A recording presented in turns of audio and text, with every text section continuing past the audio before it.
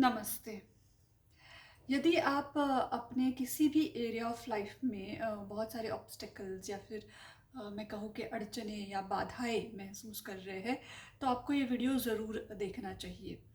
अ, अक्सर ऐसा होता है कि घर में विवाह के योग नहीं बन पाते। अगर विवाह हो भी जाता है तो संतान का योग नहीं बन पाता। घर में जो बच्चे हैं वो बहुत ही ज़िद्दी हो चुके हैं। वो बात नहीं मानते हैं, अपमान करते हैं बड़ों का। और घर में अक्सर कलह कलेश का वातावरण रहता है। घर में एक व्यक्ति बहुत ही बीमार रहता है। तो अगर आपने ऐसी कोई प्रॉब्लम्स देखी है अपने घर में, आपने पूजा पाठ करवा ली, ग्रह शांति करवा ली, वास्तु भी चेक करवा लिया, लेकिन फिर भी वो जो बाधा है वो दूर नहीं हो रही है।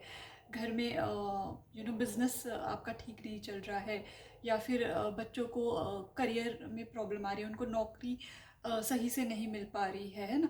फिनेंशियली भी कहीं ना कहीं ड्रेन हो रहा है, आपका पैसा कहाँ जाता है आपको समझ नहीं आ रहा है।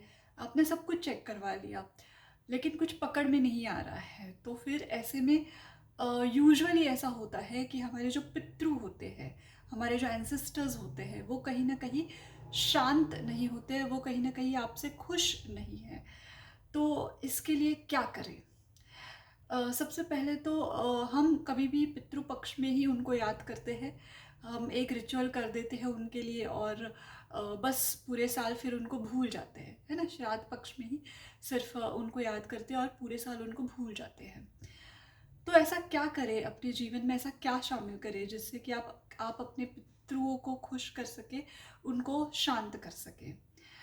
तो आप नियमित तौर पे किसी भी बरगद के पेड़ को जल देना शुरू कीजिए, या फिर बरगद का पेड़ आपको नहीं मिलता है तो भी आप साउथ डायरेक्शन में खड़े होकर जल चढ़ाना शुरू कीजिए। और जल चढ़ाते वक्त आप उनसे क्षमा याचना मांगिए कि आपके व्यवहार से, आपके शब्दों से, आपके किसी भी फैमिली मेम्बर्स के व्यवहार से या शब्दों से उनको ठेस पहुंची है, तो उसके लिए क्षमा करें।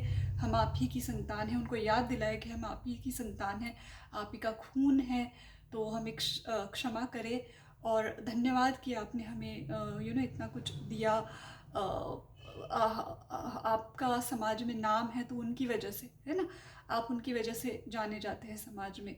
तो आपने जो हमें नाम दिया है, इज्जत दी है समाज में, उसके लिए धन्यवाद करें। आपने जो हमारे लिए संपत्ति छोड़ी है उसके लिए धन्यवाद करें। और उनसे कहिए कि आप जहाँ कहीं पे भी हो, हम आपके शांति की प्रार्थना करते हैं प्रभु से, ईश्वर से, और वो आपको जल्द ही मुक्ति देंगे।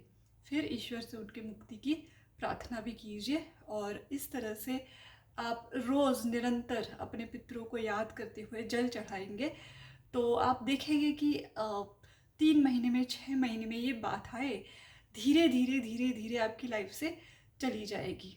ओके। सो ये ज़रूर कीजिए।